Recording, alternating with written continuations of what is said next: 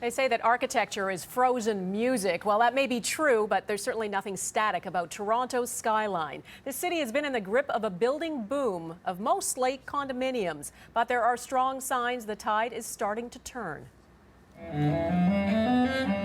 Just look up, and you see what great lengths developers are going to get the attention of Torontonians.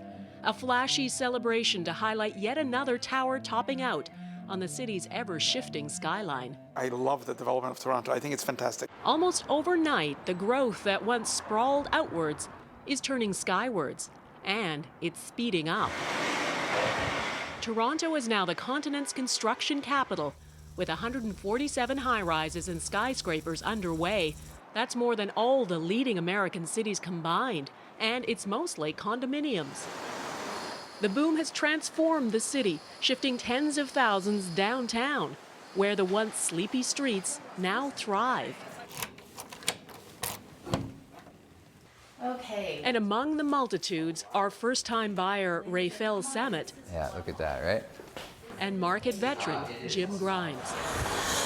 It's been a function of necessity in a city with soaring home prices and scarce land to develop. If you have rising population and you have this invisible barrier to growth, if you can't grow out, you're going to grow up.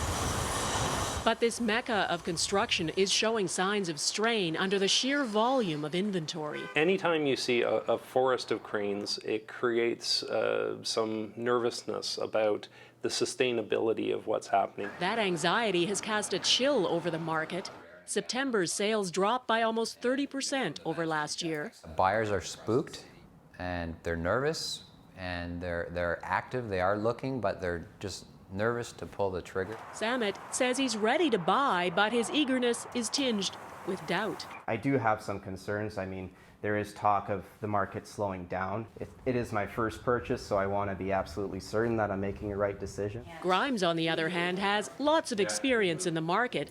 He sees a correction coming, but beyond that, an opportunity. But I think we're hitting a point where saturation has come. So I'm kind of setting myself up right now to be ready.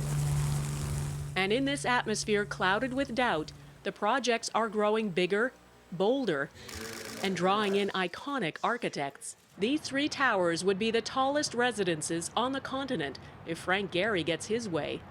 Elsewhere, structures with provocative curves and musical flourish. People want to live in a building that has an identity. They want to live in a city that has an identity. For the countless players invested in this market, whether it continues to fly or whether gravity takes hold, is the question that hangs in the balance.